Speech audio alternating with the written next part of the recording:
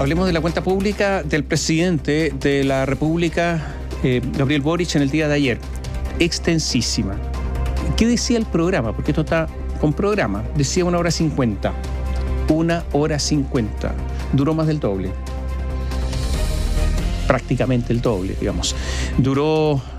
Prácticamente el doble. 3 horas 36, eso es. Estuvo a punto de 3 horas 50, digámoslo. Sí, eso es para dejar claro. Sí. 3 horas 36, pero es la más extensa del retorno a la democracia. Recordábamos ayer que la más extensa hasta el momento era la última cuenta pública del presidente Patricio Aylwin. Bueno, la superó. Fue larguísimo, 3 horas con 36 minutos ayer, en una cuenta pública en que fue al detalle, a la minuciosidad de las cosas, incluso interrumpiendo porque se dirigía a alguna persona en el público, buscando si estaba o no, y por lo tanto en algunos momentos con alguna improvisación por parte del presidente de la República, lo que alargaba esta cuenta pública hasta muy, muy tarde ayer. Claro, no es, sin duda, no es el dato más relevante de todo el análisis que vamos a hacer de la cuenta pública, pero por supuesto que llama la atención, no solo porque es un hecho histórico, es la cuenta pública más larga desde el retorno a la democracia, sino porque también de alguna forma complicaba la atención de todas las personas que estaban ahí, los que estaban poniendo atención también a nuestra transmisión a través de la radio. Es difícil de todo lo que habló el presidente estar concentrado, ¿no?, las 3 horas y casi 37 minutos en los que estuvo exponiendo en la que es su primera cuenta pública en régimen, en la que entregó, como decimos, muchos detalles y habló de varios temas. Había una evaluación positiva general en relación al tono del discurso, convocante más que beligerante o marcador de muchas diferencias, lo que para muchos era lo que le correspondía hacer, además, tomando en cuenta que venía ahora, a diferencia de la primera cuenta pública, después de 2 derrotas. La primera cuenta pública después de 2 triunfos bastante marcados, sobre todo el suyo, el personal, ¿no? Es el presidente con mayor cantidad de votos, en fin, etcétera. Y ahora 2 derrotas después del rechazo y lo que pasó con la elección de los consejeros constitucionales. Eso por mencionar algunos detalles antes de ir más al análisis. Yo diría algunas cosas. Son importantes los gestos en política de todas maneras. Son importantes la gestualidad delante del público, absolutamente. Cuando el presidente de la República se trasladaba para dar esta cuenta pública en el vehículo descapotable de la presidencia, el Ford Galaxy famoso, saludó a la gente que estaba en el acceso al Congreso Nacional con su mano izquierda en alto empuñada. Eso es un gesto. Por ejemplo, la izquierda o el socialismo del PPD, hablemos del PPD, ¿empuña su mano? No. Por lo tanto, ahí le habló a un sector. Y ese gesto, brazo izquierdo, alzado, empuñada la mano, significa la izquierda sin apellidos. La izquierda más radical del presidente Gabriel Boric, y era un gesto diciendo: yo no he renunciado a mis convicciones. Estoy igual que siempre. Si alguna cosa no las puedo hacer, son por las circunstancias, son por los votos, son por los límites institucionales, son por los límites constitucionales y legales, pero no porque yo no lo quiera hacer. El presidente ratifica sus convicciones. Lo segundo es que naturalmente que hay una priorización de todos sus objetivos, claro, porque no hay votos suficientes, porque hay marcos constitucionales y porque la nueva constitución posiblemente tampoco lo deje hacer algunas cosas que quisiera hacer. Y por lo tanto hay una especie de baño de realidad. Pero eso significa que los objetivos podrían lograrse en mayor tiempo, pero no se pierden los objetivos ni se cambian. Los objetivos permanecen. Ha enfrentado esta cuenta pública en forma muy diversa a como enfrentó la primera. Esto es obvio. En la primera llevaba nada en el poder y estaba esperando un triunfo para aprobar el borrador de la Constitución anterior. Entonces, estaba esperando eso, se había transformado en líder de la campaña del apruebo y por lo tanto había esperanzas de diseñar un país un poco a su modelo. Eso cambió absolutamente y por lo tanto viene de 2 derrotas muy, muy grandes del presidente de la República, pero también viene en medio de una situación económica muy compleja. Aunque se dice que estamos bien, bueno, somos de los países que estamos con peor rendimiento económico en América Latina. Y esos son datos objetivos, son números. Lo segundo es que ayer temprano se dio a conocer el IMASEC con una caída de un 1,1%, mucho más profunda la caída que lo que esperaban los analistas, con una caída muy importante del sector productivo, del sector industrial, de las empresas y del consumo. Son las ventas las que se vinieron abajo. Principalmente son estos dos, las ventas y, en segundo lugar, el sector productivo, que es la producción industrial. Y por lo tanto estas dos cosas son muy complejas. Ayer hubo poca referencia a este tipo de cosas, a la economía. Yo diría poca referencia a la economía, poca referencia, por ejemplo, a una modernización del Estado, porque cuando se requieren más recursos económicos es que el Estado crece. Y el Estado ha crecido en muchísimos funcionarios públicos, no se sabe qué es lo que están haciendo, entre paréntesis, y la pregunta es entonces, bueno, ¿qué se va a hacer con el Estado? O sea, la inteligencia artificial es solamente en la actividad privada, en el sector privado, también en el Estado. Pongo un ejemplo.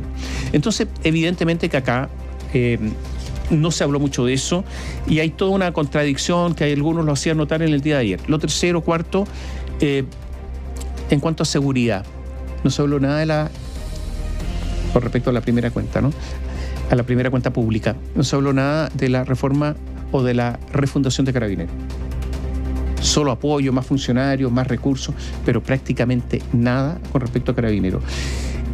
En cuanto a que lo iban a modificar, lo iban a reestructurar, en eso está absolutamente detenido. Fue una de las grandes promesas.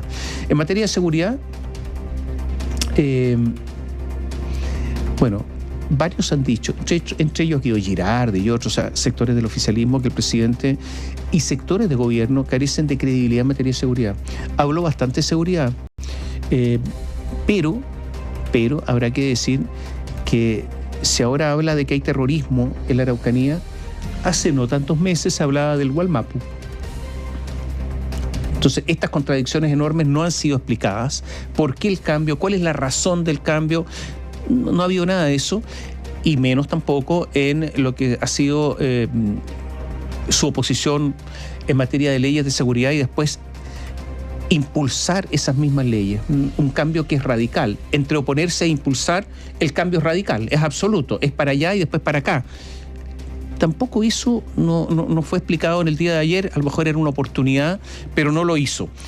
Lo cierto es que fue un discurso que yo creo que aglutina, Catherine, a las fuerzas de gobierno. Yo creo que se van a aglutinar también por el realismo. Vienen elecciones y por lo tanto, antes de este discurso ya había llamados a que tenían que unirse de la democracia cristiana hasta el Partido Comunista, Frente Amplio Partido Comunista. O sea, todos unidos para enfrentar las nuevas elecciones, porque separados no tienen ni la menor posibilidad de lograr algún éxito o pueden lograr solo éxitos menores.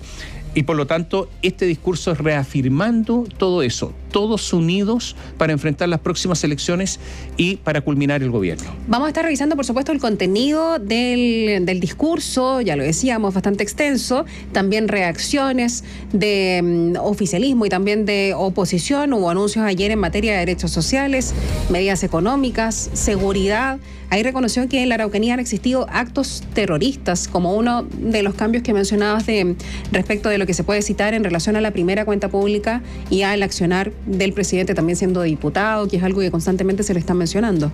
Claro, la pregunta es si va a haber entonces una modificación a la legislación terrorista para que efectivamente sea aplicable a estos actos, o van a quedar sin sanción. Vamos a tomar contacto con Daniela Ruiz Tagle para que nos cuente nos haga un resumen general acerca de esta cuenta pública del presidente Gabriel Boric. Hola, Daniela. Hola, Daniela. ¿Cómo están? Muy buenos días. El presidente Gabriel Boric realizó ayer su segunda cuenta pública presidencial. Nuestro gobierno lleva 1 año y casi 3 meses de mandato.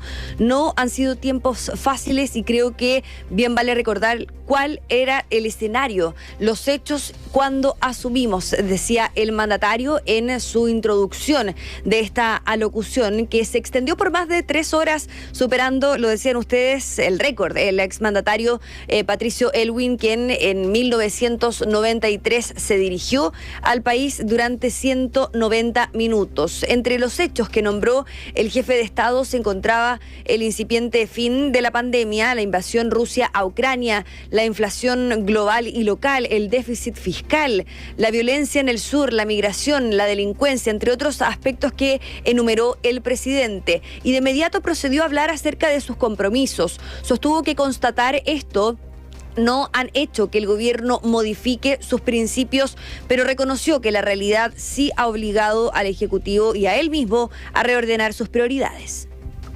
Si alguien arregló en inmediato, me preguntara, ¿acaso el constatar el grado de tensiones que presenta nuestra sociedad chilena te ha hecho cambiar tus prioridades? Mi respuesta es sí, tajantemente sí. No tengo ningún complejo en declarar aquí ante ustedes que al ver la situación de discordia en la que estaban nuestras relaciones sociales, nuestra seguridad y nuestro aparato estatal, hemos reordenado nuestras prioridades y lo seguiremos haciendo todo lo que sea necesario.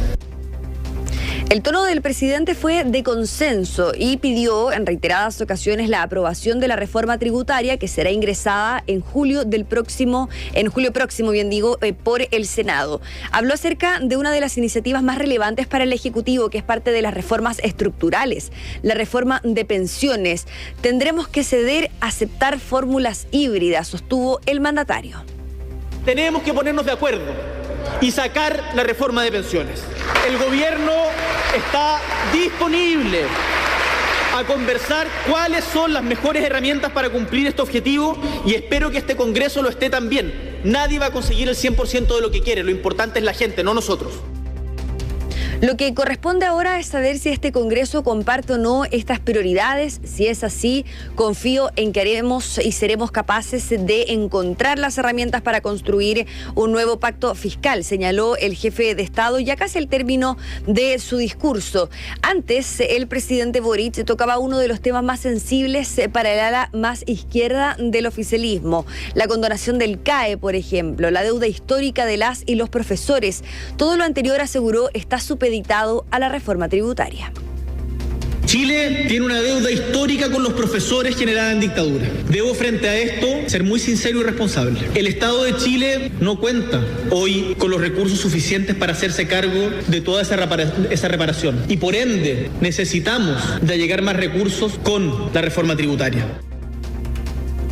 Entre otros aspectos, también el presidente Gabriel Boric tocó lo que tiene que ver con la tarifa de invierno, que fue algo que solicitaron parlamentarios de Apruebo Dignidad, principalmente del Partido Comunista y también del Partido Socialista. Ellos fueron en reiteradas ocasiones al Palacio de la Moneda. Estamos hablando de la diputada Carol Cariola, el diputado Luis Cuello, la diputada Daniela Chiccardini del Partido Socialista, el jefe de la bancada de ese partido, Daniel Manucheri. Finalmente el presidente acoge esta solicitud y dice que por la vía administrativa la tarifa de invierno será eliminada lo antes posible.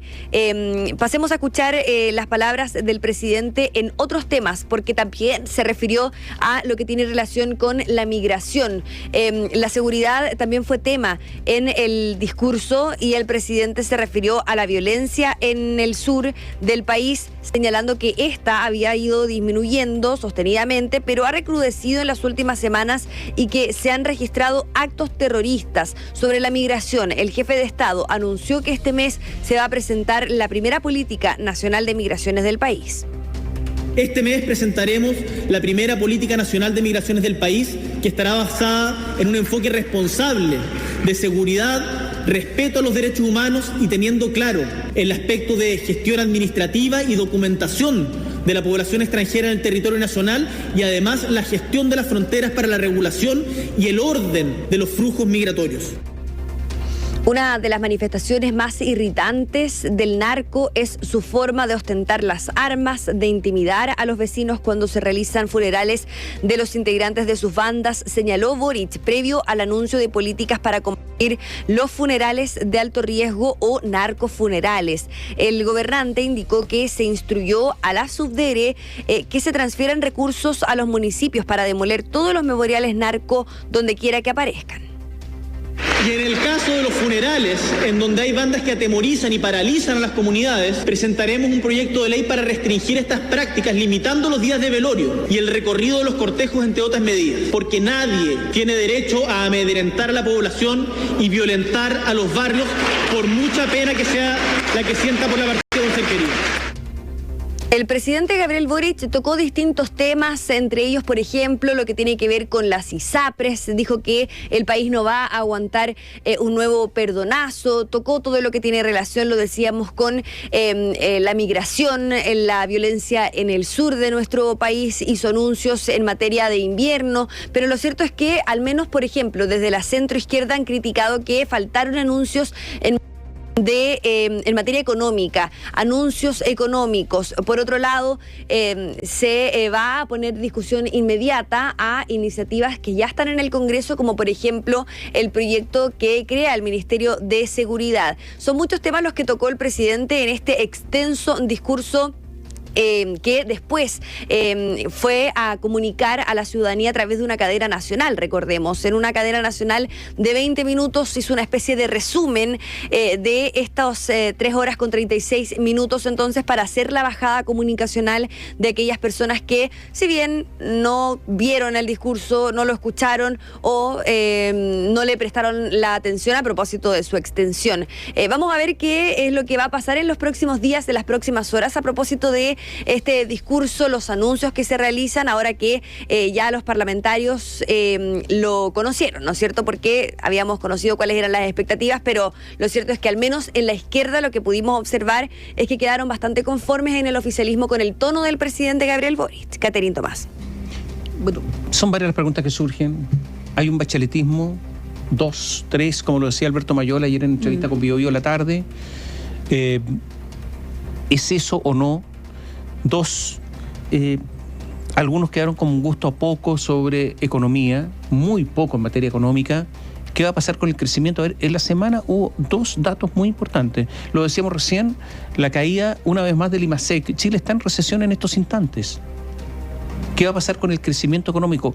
Está absolutamente probado que es el crecimiento económico el que genera más bienestar, pero no solamente eso, genera más recursos para el Estado. Cuando se habla de que necesitamos recursos, el crecimiento económico es muy importante para eso. No hay referencia al crecimiento económico. Entonces, la pregunta es, ¿qué van a hacer para revertir todo esto? Ayer no hubo luces sobre eso. Y también, en materia de seguridad, se habló mucho de inversión en carabineros, más de radiopatrullas. Sí, pero ¿cuál es la política en contra del crimen organizado? Una cosa son los narcos funerales, me parece que es algo obvio. Ya lo habíamos dicho aquí en Bio Bio hace rato, no porque se nos haya ocurrido a nosotros, sino porque en otros países donde existe crimen organizado es el Estado el que establece normas acerca de cómo son los funerales de los capos de la delincuencia. Bueno, ahora lo van a retomar, pero eso no es todo, esos son los funerales. Pero ¿cuál va a ser la política contra el crimen organizado? Que se está tomando todos los barrios, incluyendo el barrio donde vive el presidente de la República, el barrio Yungay. Poco sobre eso, sobre una política. Muy poca información sobre una política en materia de fronteras. ¿Se van a cerrar las fronteras o no? Porque se habla de inmigración segura, legal, etcétera. Sí, pero ¿cómo se hace cuando es una emergencia? Y reiterémoslo, aquí había un cambio de postura del presidente Gabriel Boric con respecto a la inmigración. Alguien recordará qué es lo que decía el programa de gobierno y después cómo fue cambiando rápidamente. ¿Por qué? Porque había un flujo inmigratorio que prácticamente era incontenible y además el programa decía que justamente había que acogerlo e incluso garantizar una serie de ayudas sociales a quienes entraran. Entonces, pese a que el discurso fue largo, muy largo, como contábamos, en algunos asuntos no hubo unas definiciones absolutamente claras. A lo mejor no las hay también. O simplemente son definiciones que no logran acuerdo al interior de la coalición oficialista y por lo tanto es mejor omitir que definirse para no crear problemas al interior. Pero evidentemente que hubo algunos problemas. No sabemos cuál va a ser la política de las empresas públicas, por ejemplo. No se sabe. Y el presidente da la impresión que apoyó el nuevo texto constitucional. Recordemos que ahí hay un texto prácticamente redactado. Perdón, el anteproyecto está redactado, no prácticamente, está redactado, pero tiene que ir ahora a los constitucionalistas, a los consejeros constitucionales electos, pero la pregunta es si va a apoyar ese texto o no decididamente. ¿Dio luces sobre eso? dio luces sobre al menos la autocrítica o la crítica que hizo respecto a la convención pasada, ¿no es cierto?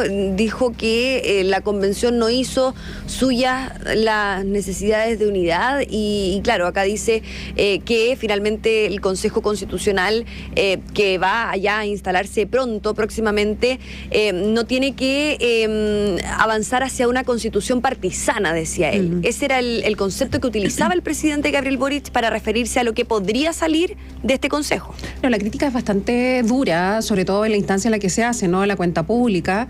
La crítica me refiero a la Convención Constitucional, porque dice que no pudo interpretar cuál era el parecer de la ciudadanía, que finalmente él también, porque hace una autocrítica, también dice que él tampoco fue capaz de darse cuenta de eso y de eventualmente corregir esas fallas en las que estaba incurriendo y que llevaron finalmente al rechazo y el fracaso completo de ese proceso. Ahora, no sé si necesariamente esa crítica hacia ese proceso fallido y el considerar que era una constitución partisana, esa propuesta, y la que ahora se ha propuesto quizás no tanto, sea un apoyo al anteproyecto. Yo por lo menos me reservo mis dudas hasta este minuto respecto de lo que decía ayer el presidente. No podría decir que fue tan claro. Yo creo que no fue claro. Fue un poco ambiguo. Yo creo que fue ambiguo con respecto a eso. Mira, si uno revisara el discurso y tratara de establecer una especie de línea que lo cruza completamente, un concepto que lo cruza completamente, yo creo que es reforma tributaria. Sí. Es reforma tributaria. Claro, y sin o pacto fiscal, que era el concepto que quería el ministro Marcel, que se destacara por sobre reforma tributaria. Es reforma tributaria.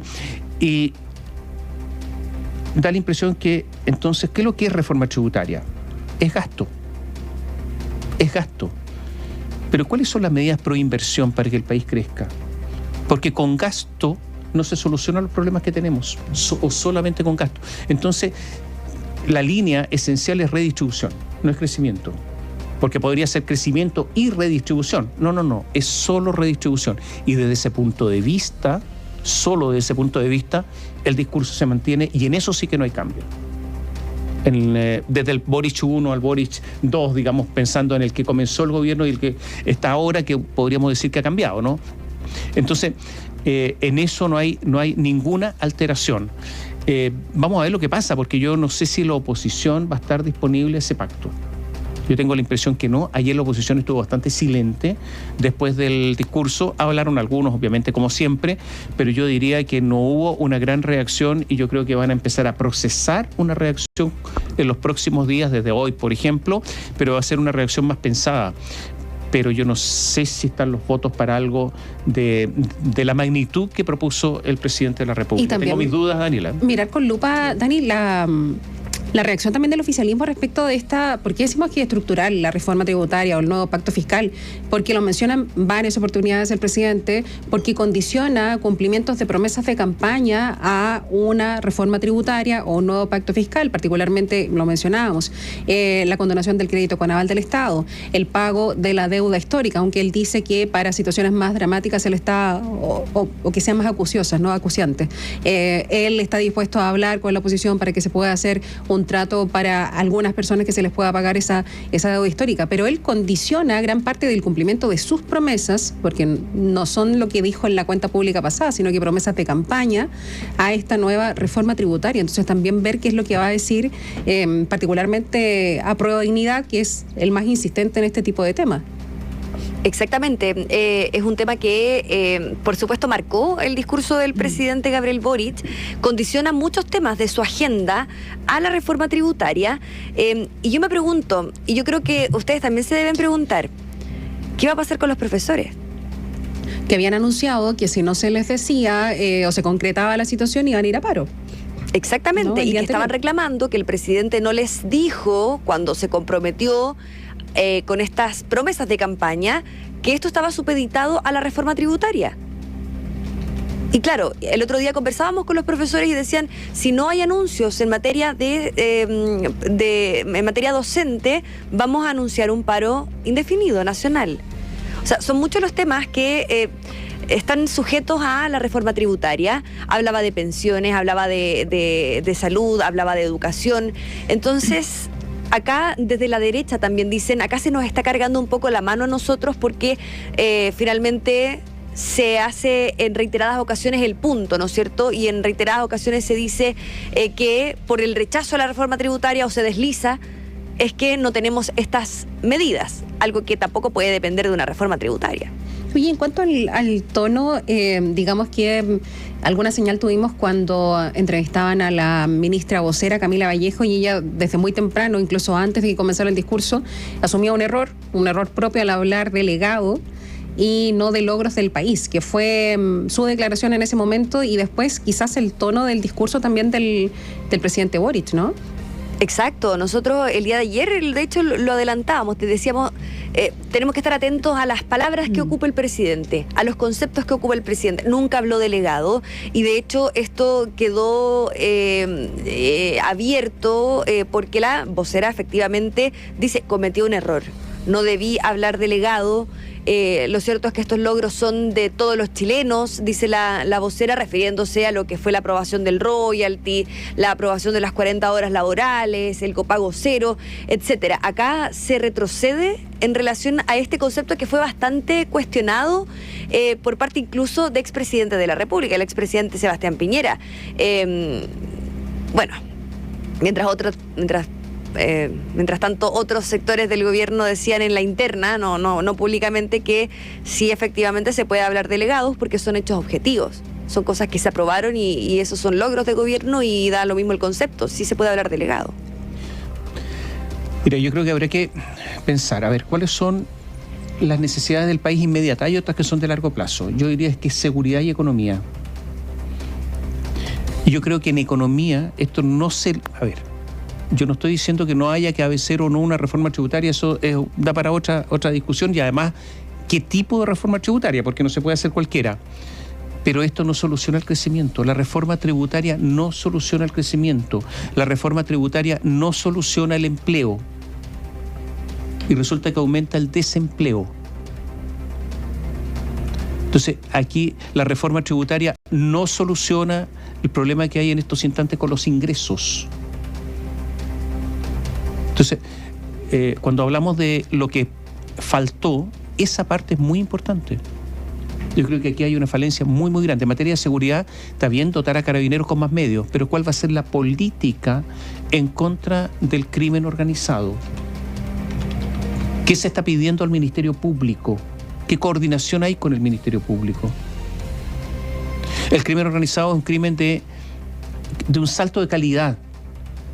¿Cuáles son los fiscales especializados en el crimen organizado? Estoy hablando de esto porque lo que está ocurriendo en las calles de la capital y de muchas ciudades es que el crimen organizado está adquiriendo una especie de control territorial.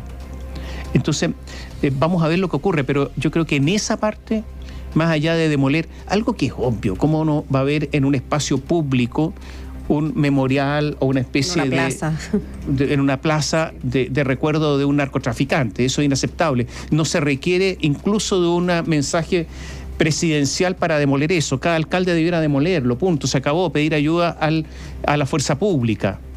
O sea, si usted hace una ampliación en su casa, se la pueden demoler, lo ha hecho Carter. ¿Por qué tiene que, incluso en una plaza con mayor razón? Entonces, pero falta, yo creo que mucho más con respecto a eso. Vamos a ver lo que sucede, pero da la impresión que en materia de, insisto, de economía faltó bastante. Y también, quiero decir, si alguien lee el discurso en materia de modernización del Estado, si alguien habla con la gente que trabaja en el Estado, las historias que cuentan son terribles en cuanto a ineficiencia. El Estado no está funcionando. Se contrataron 90 y tantos mil funcionarios públicos nuevos. ¿Mejoró el registro civil? ¿Es que faltan funcionarios en el registro civil o que trabajan poco? Son preguntas que uno tiene que hacerse. Ya, esperemos, Daniela, vamos a seguir en Radiograma analizando este discurso en un ratito más, pero vamos a ver cuál va a ser el tono hoy día en el Palacio de la Moneda, además, porque esto sigue y resulta que en Palacio seguramente va a haber más reacciones esta mañana. Exactamente, y ojo, porque entendemos que el presidente no va, o al menos a esta hora está todavía en Cerro Castillo. Gracias, en Viña del Mar. Gracias, Daniela. Gracias, Daniela. Buenos días. Hasta pronto.